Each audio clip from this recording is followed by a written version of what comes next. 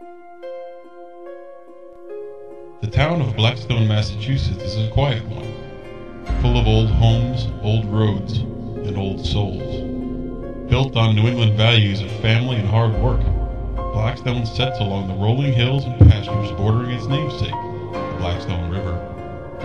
To the casual passerby, Blackstone looks much like any other quiet New England town. Area residents, however, know all too well that appearances can be deceiving, especially as the sun sets on this picturesque little town. Dr. Abraham Stone was by all accounts a great man. A physician of internal medicine, Dr. Stone made his home here in Blackstone, commuting daily to the metropolis of Boston, some 40 miles away. He also served part-time on the town's Board of Selectmen, making decisions on town business and the welfare of its residents.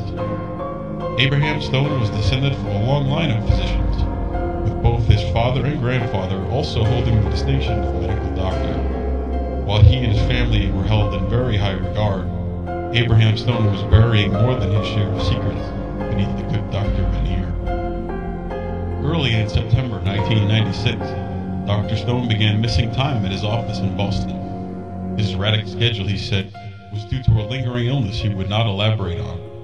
After a while, Dr. Stone just stopped going to his offices at all, leaving patients and his office personnel wondering.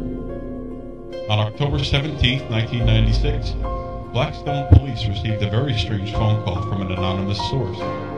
The caller stated that there had been a murder at Stonehill Farm, a property owned by Dr. Stone. The caller went on to say that the killer was still on the scene. The police arrived at Stonehill Farm at sunset. Seeing a light in the barn, the officers approached, entered the double doors in front, and what they saw shook the most veteran officer to their very souls. Dr. Stone was seated on the floor in the center of the barn.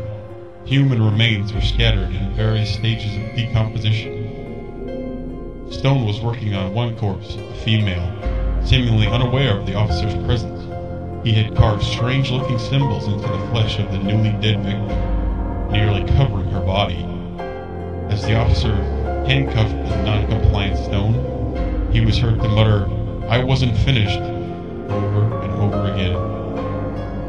As if the scene in the barn was not enough, investigators began excavating other areas of Stonehill Farm, only to find more gruesome results of Dr. Stone's madness. In all, 16 corpses were unearthed in various areas of the property.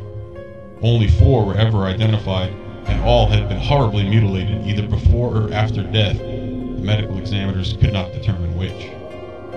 Also, investigators found occult-related books and material in Stone's home, leading some to believe that Stone was practicing necromancy, raising and controlling the dead. Stone was convicted of 4 counts of murder and sentenced to life in prison. Upon appeal, however, Stone was transferred to the Carter Psychiatric Center in western Massachusetts for an undetermined period. After all the crime scene technicians and curious reporters left, the Stonehill Farm sat vacant and unused. The home occupied by Stone was later sold, but the barn and other outbuildings Stone used for his evil work were left abandoned. When they do talk about the events on the property, locals report hearing strange noises coming from the trails behind Stone's home.